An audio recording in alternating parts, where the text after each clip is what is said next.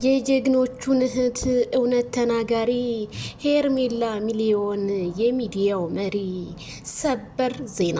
ሰላም ጤና ይስጥልኝ ክብራንና ክብራን አርማይ ተመልካቾቼ በመላው ዓለም ላይ ለምትገኙ ውድ የዜድ ሾው ቻናል ቤተሰቦች ያላችሁበት ሰላማችሁ ይብዛል። ላይክ፣ ሼር፣ ሰብስክራይብ ለምታረጉ ለምታበረታቱኝ በጣም አመሰግናለሁ የኔ ልዩ እህቶች ማለት ነው።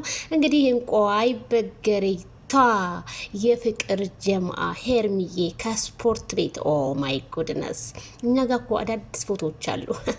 አውቀን እንጂ ትያለሽ። ውሸታም ሰው ሁሌ እንባው ቅርብ ነው። በዳይ ተቀምጦ እውነተኛ ይከሰሳል ብላለች። እውነት ነው። አሁን እኮ እውነተኛ ሰው ተቀምጦ ምስኪን ሰው ነው የሚከሰሰው። ምንም ያልበደለ ምንም ያላረገ ሰው ነው የሚከሰሰው ብላለች ሄርሜላ። ምክንያቱም አይተናል ሰሞኑን እየተሰራ ያለው ነገር። ምክንያቱም የበደለው ሰው ተቀምጦ ያልበደለው ሰው ፖሊስ ጣቢያ ድረስ ትሄዳለህ እየተባለ ዛቻ ሲደረግባቸው የነበሩት ሁለት እንቁዎች ዛሬ ታዲያ ነገሮቹ ሁሉ ይፋ በመውጣት ነገሮቹን ለማቀሳሰርና እንትን ለማለት ማይክል ጃክሰንና ሄርሜላ ይታሰሩ ዛሬም እየተባለ ነው።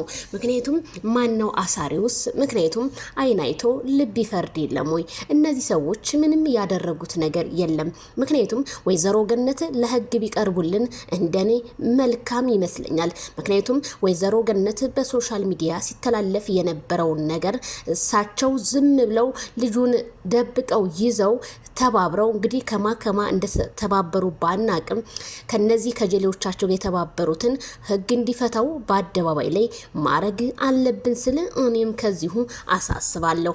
እንዴት በዳይ ተቀምጦ እንዴት ያልበደለው ሰው እንዴት ወደ ህግ አካል ይሄድ ተብሎ በሶሻል ሚዲያ መስፋፋቱና እንዲሁም ሩታ ሀብቴ እኛ አልቅሰናል እያሉ አንዳንድ ኮሜንታተር ላይ ሲያለቃቅሱም፣ አንቺ ግን እያደረግሽ ያለሽ ግፍ በጣም ያሳፍራል።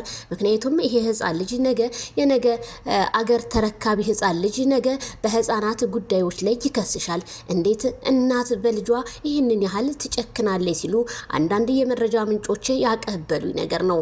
ታዲያ እኔም የምፈርደው አዎ ትክክል ናችሁ። ምክንያቱም ሩታ አሁንም እየበደለች ያለችው አብርሃም ፈትቼሻለሁ ስላላት በአደባባይ ላይ ፍቹን እንደገና መልሳ ለማጽደቅና የተለያዩ ነገሮችን ለማቀሳሰር የተነሳ ሴራ መሆኑ ያስታውቃል።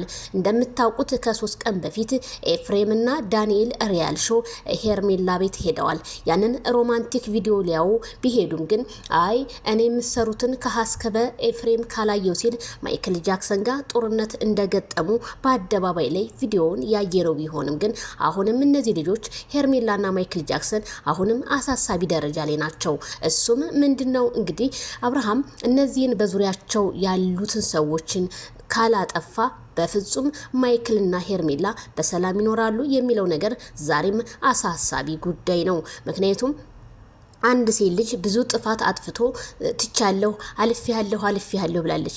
ከዚህ በኋላ ግን ሄርሜላ ማይክል ጃክሰን የሆነ ጥፋት ነገር አግኝቶ ወይም ሩታን ይቅርታ ጠይቆ ወደ ነበረበት ልመለስ ቢልም ሄርሜላ ግን ሁለተኛ ላትመለስ እንደምትሄድ እኔም ከዚሁ አስረግጬ ይነግራችኋለሁ። ምክንያቱም በደል ሲደጋገም መጨረሻው ጥፋት ስለሚሆን፣ ስለዚህ ሄርሜላን ብርጭቆ ተሰብሮ አይነሳምና ማይክል ጃክሰን ነገሮች ሁሉ ሳይሰባበሩ ሄርሚዬ ከረሚላየን ይሄንን ነገር ወደ ራስህ አስመልሰ ሌሎቹን ኢግኖር አድርገህ ብታልፍ እንደኔ መልካም ነው። በዛ ላይ ከትዳር ወጣ ያለ ነገር አዳዲስ ሮማንቲክን ብታመጡልን ሚዲያው እውነቴን ነው የምላችሁ ሀዘን እየገባበት ነው።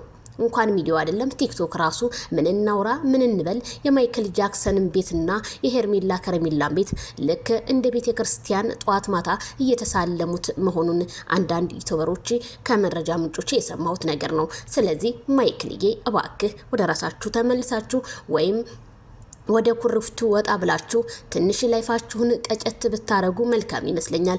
ጭቅጭቅ ህዝቡ ሰልችቶታል። ከዲካም በኋላ ጭቅጭቅ በጣም ይደብራል።